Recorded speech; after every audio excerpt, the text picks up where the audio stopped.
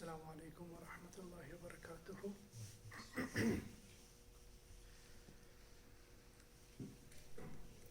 Bismillah, alhamdulillah, wa sallallahu ala nabi al-ummi. So,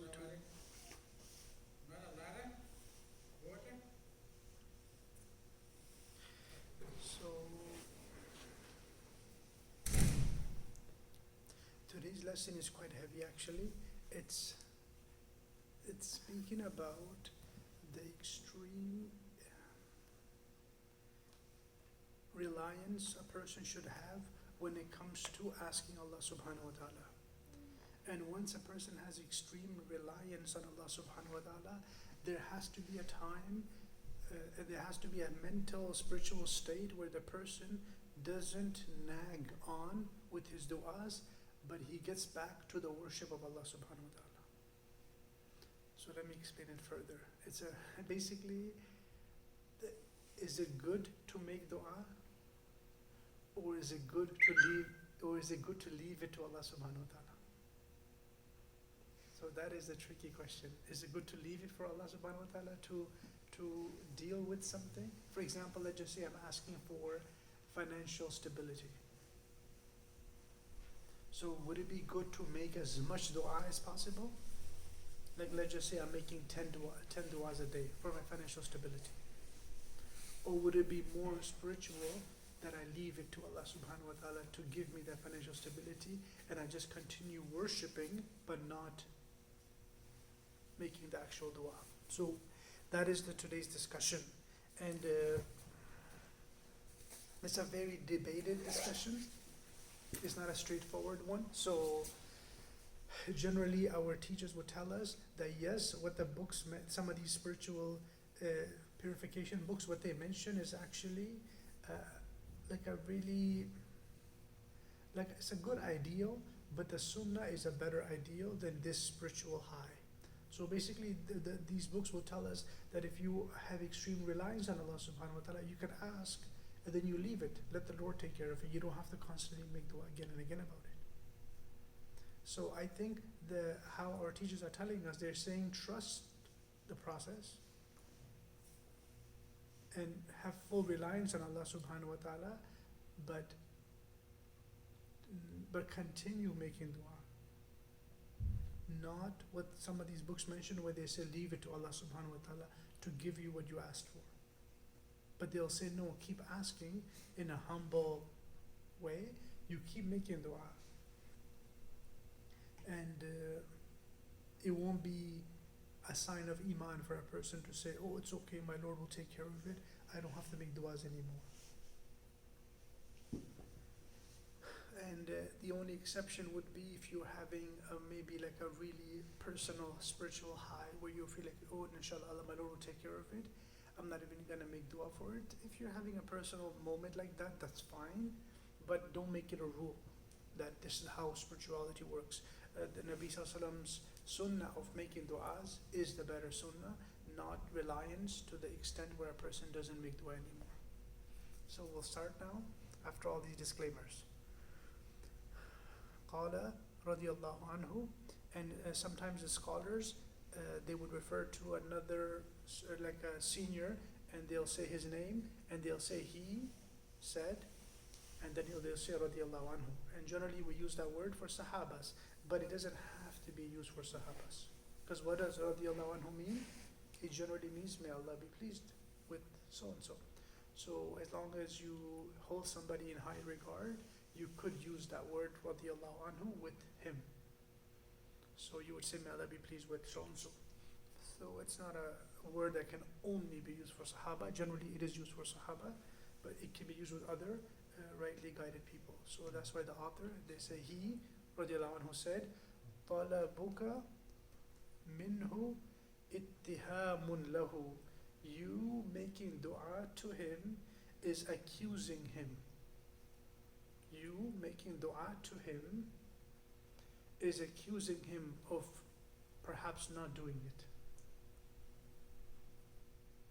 Let me give you a very simple example. And again, this is... It's very high level, right? Yeah. That's why I had a disclaimer. Yeah. So the disclaimer would be you make dua all the time. But here he says that you asking him is kind of accusing him of perhaps not doing it. Like when you're leaving home and your mom is always going to be taking care of your meals. So now when you're leaving home, you don't say, Mommy, I'm coming back at night. Can you please make some food for us? She'll be like, dude, get out of here. I always make food. What's wrong with your brain? Get lost, buddy. You're like, no, I just want to make dua. Like, you just make sure you make the food. She's like, get lost. I'll make it all the time. What are you trying to say? I don't cook? That's exactly what the author says. He says, فَإِنَّ طَلَبَكَ مِنْهُ أَن يَرْزُقُكَ بِالْقُوتِ الَّذِي يُعِينُكَ عَلَى سَيْرِكَ وَأَن يُوَسِّعَ عَلَيْكَ الرِّزْقِ تُهْمَةُ مِنْكَ بِأَنَّهُ لَا يَرْزُقُكَ. You asking Allah to give you enough energy and food so that you can be able to worship Him is sort of saying that I'm afraid you won't feed me. I'm afraid you won't take care of my financial needs. That's why I'm asking you to take care of my financial needs. So on an academic level, it makes sense. Now the second part of the same saying, وَطَلَبُكَ لَهُ غَيْبَةٌ مِنْكَ عَنْهُ.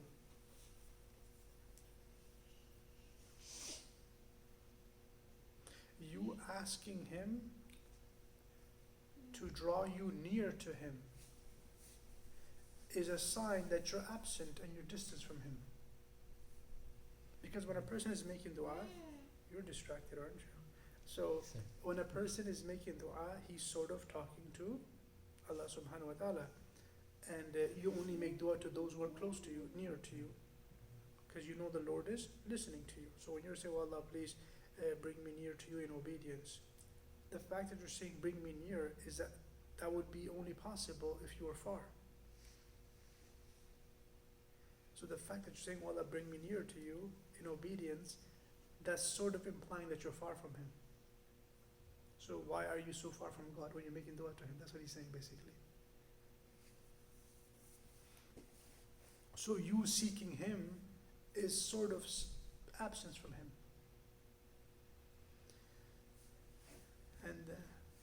And then he says, you seeking someone else besides the Lord is your lack of modesty and haya towards Him. And you seeking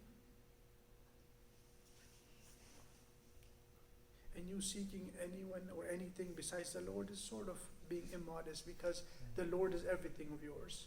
He's everything to you, but you're still seeking other beings. So you're kind of immodest towards the Lord by seeking anyone else besides the Lord. And then it gets worse. وَطَلَبُكَ مِنْ غَيْرِهِ. But if you're begging others for something in life, then that's definitely because you're distant from the Lord. So that would be straightforward. Like if a person makes it a habit to seek through other people, then that would obviously be problematic. For example, let's just say I'm jobless, so I'm standing outside the mosque with Saqalain, and I'm saying, bro, can you give me a job? I don't have a job. And now suddenly my sustenance, which comes from the Lord, I'm seeking it from Him now. I can get tips and information from where to get a job, but if I make it His sole responsibility to give me my meals, that's kind of messed up, isn't it? Right? Because I'm hoping that somebody else help me out. So he's saying definitely that's a problem. And that's why many times when a person would show lack, like having less in life, then the senior spiritual leaders will be very upset at him and saying, why are you walking around like that? You're kind of complaining. And one story that comes to mind was when Rabia Basriya, a pious saintly lady, she saw a person who had tied a cloth around their head because of a headache. So she said, what's happening to you? He's like, oh, my head is hurting, so I tied my head. And she says, okay, so he tested you today with a headache. And you're kind of letting the world know you got a headache. But whenever he gave you no headaches, did you ever put on like an extra shiny turban on to imply that, look, today I have no headache, so I'm making everybody know and letting everybody know that Allah give me good health? So he's like, no, I never did that. He's like, okay. So she's like, that's the problem. You're walking around today showing everybody that you got a headache, but you never walk around telling people that you never had a headache on other good days. So that one day Allah tested you, you made sure the whole world knows about it. As if you're complaining. As if you're complaining. Like imagine if your mother cooks for you like a million times, but then one day she burned the food. So you come to the mosque and say, everybody, I had no food, my mom burned the food. They're like, what's wrong with this guy? She cooked a million times for you, she burned one day the food, and now you're making a big fuss out of it, right? Does that make sense? Like it'll be so awkward. So that's how, when a person shows like lack of happiness with Allah subhanahu wa ta'ala in how they speak of the Lord, that is what the hint is. That speak of the Lord in a very content way. Yeah. But Don't then complain. if you, at the same point, like if you have a headache, but you're not complaining around, like you just came to the masjid to pray, for example, or you're Yeah. going out to work, whatever, Yeah, that should be okay. yeah, Yeah. that should be fine. And even shikayat, which is complaining, you could speak to the Lord about your complaints. You shouldn't complain to humans. That's why in the Quran it mentions إِنَّمَا أَشْكُو بَثِّي وَحُزْنِي إِلَى اللَّهِ. I think it was Yusuf alayhi salam's father, Yaqub alayhi salam, when he was very depressed about his son being missing for so long. So when he got really depressed and he started crying again, then he said, oh Allah, I complain to you of my pain and grief. So you can't complain about Allah, but you can complain to Allah about your struggles. So it's never a problem to speak to the Lord. The point of today's like readings is not to distance us from being comfortable with Allah subhanahu wa ta'ala and speaking with the Lord. You could definitely speak about your smallest to biggest worries. That's why the hadith mentions, even if your shoelace or the strap on your shoe rips, you could make dua for it. Although generally you're just going to need some glue to fix it. But the dua says you should still make dua for it. The hadith says you should make dua for it. So even if it's something that's within your reach, you can still ask Allah. For example, you got up out of your room and you're going to go grab a cup of water from the kitchen. So now you couldn't talk to Allah subhanahu wa ta'ala on the way there and say, oh Allah, I'm thirsty, I would love to have some water. So you're speaking with the Lord, you're communicating with the Lord. So that is like talking to him, like I have needs. So that's not a problem. You could show your needs to Allah subhanahu wa ta'ala. It should never come across as complaining of Allah. You could complain to Allah, not of Allah. That's why Nabi sallallahu alaihi wasallam in his last few days when he was very, very sick, so he would say like wa ra'sa, ouch my head.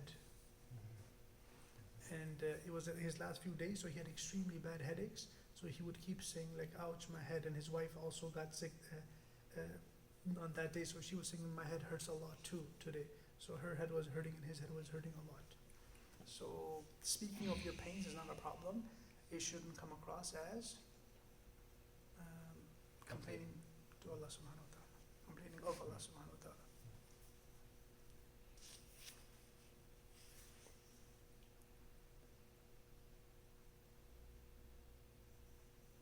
So again, we'll finish off that reading with the disclaimer that we made first, which was you should still connect with the Lord and constantly communicate with the Lord and speak of your needs. It should not come across as complaining, and it should not come across as if Allah subhanahu wa ta'ala forgot to take care of you. It should just be like, Lord, I love talking to you, so I'm just going to make my dua again. And we'll bounce this idea off of an incident that happened in the life of Musa alayhi salam. And it's a very profound and many like saintly deductions are made from that incident.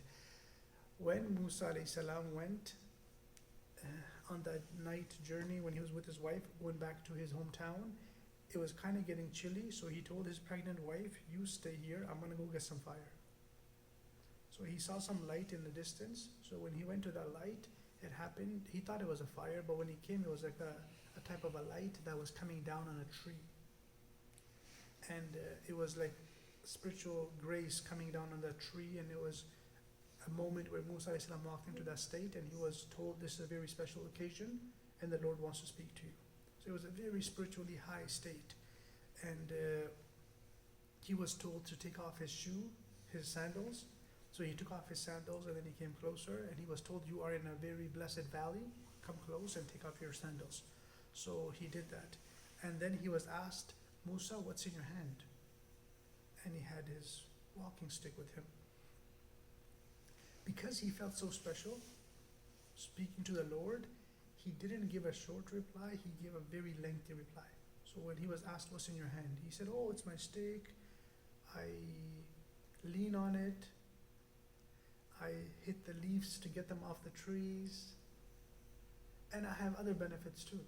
And I have other usages for my stick too. So he used 3 lines to describe his walking stick, and he also called it a stick. So the saintly tafsir that's made from there is that when you're speaking to the Lord, you don't want to be overly brief. You actually want to talk to your Lord for longer, because there's a beauty to talking to Allah subhanahu wa ta'ala. Make sense? Like there's a beauty that you have a moment. Like for example, Isha Salat, you're reading Alhamdulillahi Rabbil Alameen. You can take 1 second to read that ayat, or you can stretch it for 3 seconds. So now you said one sentence to Allah subhanahu wa ta'ala, but in 3 seconds. So you had more time to talk to Allah subhanahu wa ta'ala. Which is where you got more blessings. Ar-Rahman Ar-Rahim, same thing, you can rush it, or you can slow it down. So it's saying you should take more time. Yeah. So for example, after Isha, now that you heard this lesson, so now you're thinking, oh, I can't make dua for marriage. Right? I can't make a dua for marriage, or for sustenance, or more money, or stability, or whatever you make dua for. So the answer would be no, you could make those duas. It just should be with extreme reliance on the Lord. So you make intention of Allah, I'm making dua because I love speaking to you. And Zakaria alayhi salam, he said something amazing, and it's mentioned right at the beginning of Surah Maryam. So if you pick up the Surah Maryam, the one after Surah Kahf. When Surah Kahf finishes, the Surah starts, Surah Maryam, there the beginning, Zakaria alayhi salam is talking, his story is mentioned. So he says, oh Allah, I have never been unfortunate and empty-handed after I called upon you. وَلَمْ أَكُمْ بِدُعَائِكَ رَبِّي شَقِيًّا. Oh Allah, I was never wretched after making dua to you. So in other words, you always took care of me. So we can have that kind of reliance, like, oh Allah, I speak to you because you bless me every time I speak to you. So even if you take longer in whatever you want to give me, that's your choice. I just want to speak to you every time. So that way, it won't be like a dua out of complaining, it'll become a dua out of love. And that's why in the beginning of the book, we did have a lesson right at the beginning where the author told us that just because things get delayed in dua acceptance, that should not be a cause of you doubting Allah subhanahu wa ta'ala and His promises. Because as soon as a person has a doubt with Allah subhanahu wa ta'ala, what kind of a relationship does this person have with Allah? Like you have a friend, when you doubt him, he's like, what's wrong with you, man? For example, you're standing somewhere and you need a ride, and you say, yo, can you come pick me up? And he's like, okay, I got you. You're like, are you sure you're gonna come? Are you sure? He's like, what do you mean? You just called me and said to pick you up. So I got you.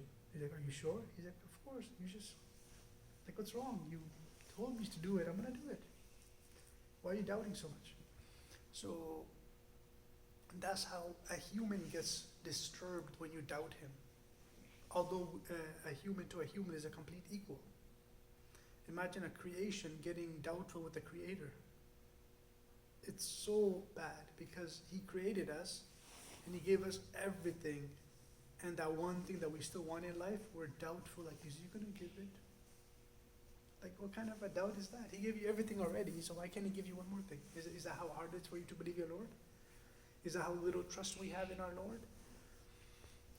So, dua delaying should not be a cause of us having doubt in our dua or having trust in the Lord's ability to fulfill our dua. We make the dua, we just leave it to Allah subhanahu wa ta'ala. That's how the prophets, if you look at the stories, they made duas and then they waited for 20 years straight. They made duas and they waited for like 40 years straight. So when we read their duas, when we read their incidents in the Quran, it sounds like, oh, Ibrahim alayhi salam made dua for a pious son and then he got a son. It's not like that. He made a dua for a pious son and he waited for 10 years straight or 30 years straight and then he got a pious son. So many times a story is written so shortly, briefly in the Quran, we don't understand how much depth there is to that story and how much spiritual lessons there are in it. So make du'as and leave it to the Lord. And you can always be seeking of the Lord. So the hadith mentions, do not beg dua overly complacently also. So don't be like, oh Lord, if you want, you can give me this. If you want, you can give me this. Because when you say, if you want, you're kind of telling Allah subhanahu wa ta'ala, no pressure. You're kind of telling Allah subhanahu wa ta'ala, no pressure. If you want, you can do this for me. Nabi Sallallahu Alaihi Wasallam explained that you're not going to be able to pressure Allah anyways, you're just a creation. You can't really force Allah to do anything anyway. So when you say, well, Allah, please, if you want, you can do this, the Lord knows you can bully the Lord. And the Lord knows you can push the Lord around. All you can do is request. Even your sincere beggings and very persistent beggings are still requests. They're not like orders.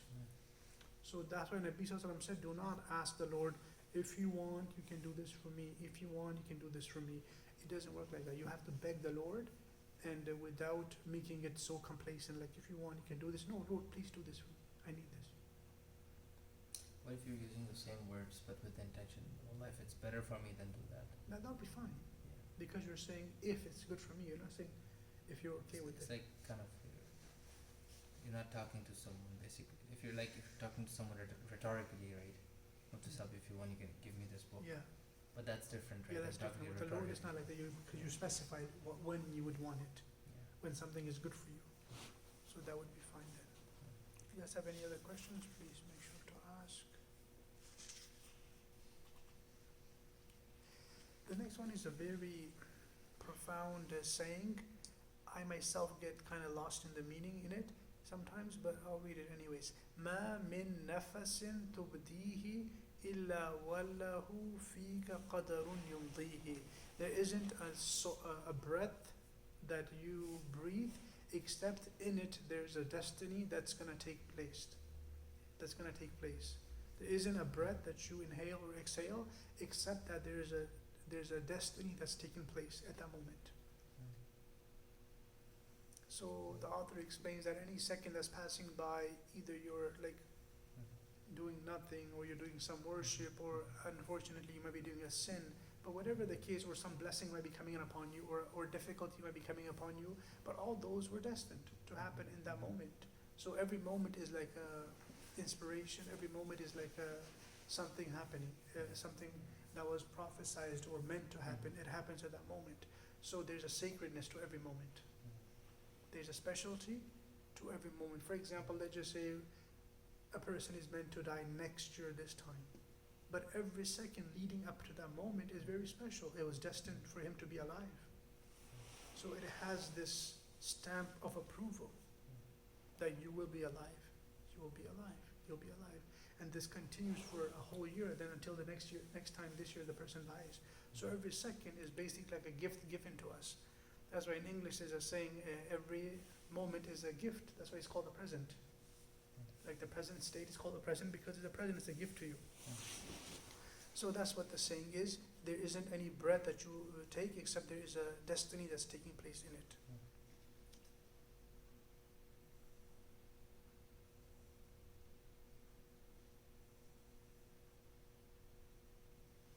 The next sentence is, do not expect a time where you'll be free from distractions. لا تترقب فروغ الأغيار. Do not anticipate being free of anything besides the Lord. فإن ذلك يقطعك.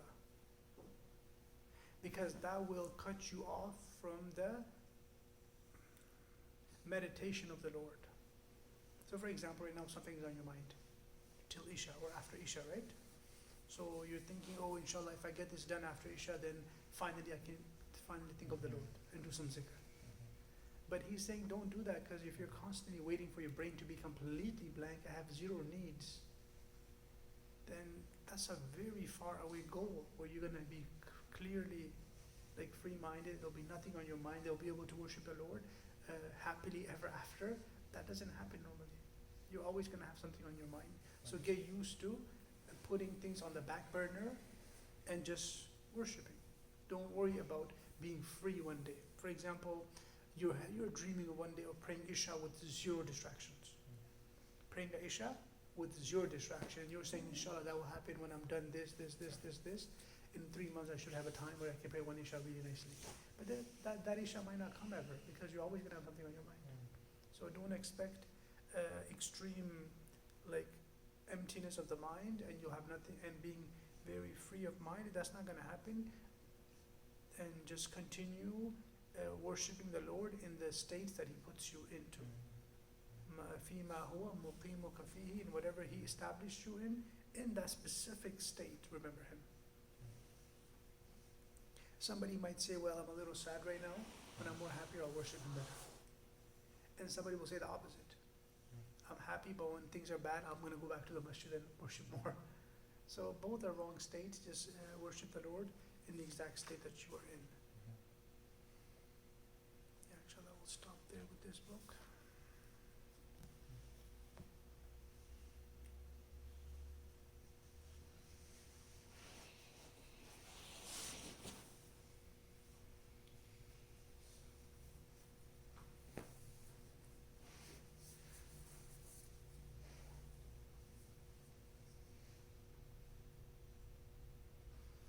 Yeah, this was a part that we kind of missed because of changing books in between.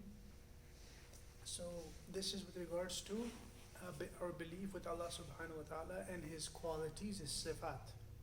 So just as He was possessed of His attributes prior to His creation, meaning when He created things, so He remains with the same attributes without any increase in His attributes as a result of His creating or His creations coming into being. So in simple words, when the Lord created, does that officially make Him the creator at that moment, or was He always a creator? So the answer would be no, He was always a creator. It's just that the act of creation happened at that moment. When Allah subhanahu wa ta'ala gives life to someone, so is He giver of life at that moment, or was He always a giver of life? No, He's always a giver of life. And why they say it this way is because what if somebody thinks of it the other way, like, oh no, He's only a creator when He creates. Then that would imply vice versa, that He needs the creation to be a creator. Right. Because if He doesn't give if He doesn't give creation and life their life, then that means He's not a creator until He did that. So that would mean He's in need of the creation. Same thing with sustenance, ar-razaq. So is He ar-razaq only when He sustained the first person or the first being? So the answer would be no, He was always razaq, regardless of when that quality came into action and materialized.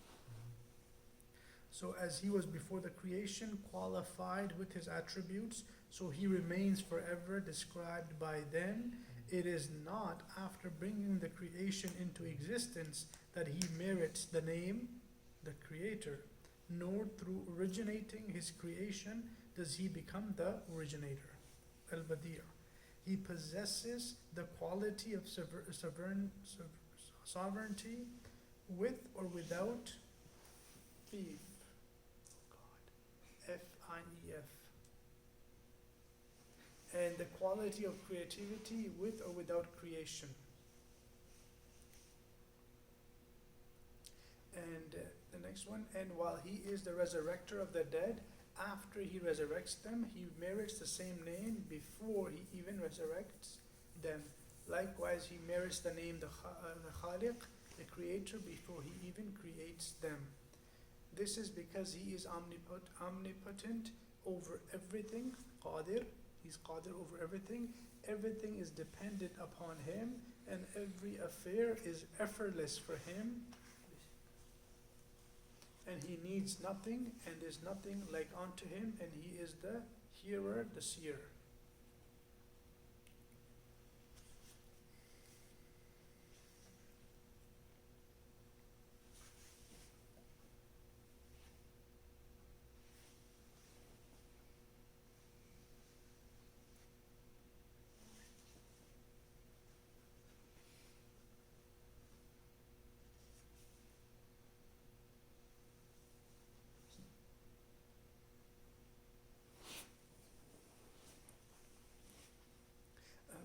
spoke about last time about those verses that are clear and there's those verses that are ambiguous. So we'll continue with that discussion. Does anyone who craves the knowledge of that which is barred from him, and who is discontented with the limits of his understanding, will be veiled from a pure unity, clear comprehension, and correct faith by his own covetousness, meaning greed. He will then sway between belief and disbelief, affirmation and denial, acceptance and rejection, doubtful and aimless, and confused and deviant, being neither a submitting believer nor a resolute denier. So is he speaking about that time where a human is not able to comprehend a certain idea in Islam, a certain verse in the Quran. So now either he leaves it and says, no, I'll think about it, and until I don't understand it, I'm not going to fully believe it. So by doing that, you're neither a Muslim nor a kafir, because you're leaving yourself to your own mental capacity. Like, if when I understand this verse, that's only when I believe in it. So doing that is very dangerous, because you're, at the end of the day, you're making your own mind your Lord. That whenever my mind accepts something, then only is it acceptable to me. And if my mind doesn't accept it, then I won't be able to accept it. That's why many people will tell you, like when they study a lot of finance, and they'll tell you, oh no, the interest rate is just basically a way to show the inflation rates. So whatever interest is taken from somebody is basically the inflation rates. So that should not be a problem, that should be halal. So they're just, because they know a little bit of finance and they studied a little bit of how the financial market works, now they're trying to say that whatever the Quran is saying is not intended. No, money on money, making money off of money, and using and taking advantage of poor people's needs when they borrow money from you and you're taking extra from them, that is interest. That is a core basic. So for you to call it the inflation rate is not going to make it halal. So may Allah give us a very tawfiq to understand. Someone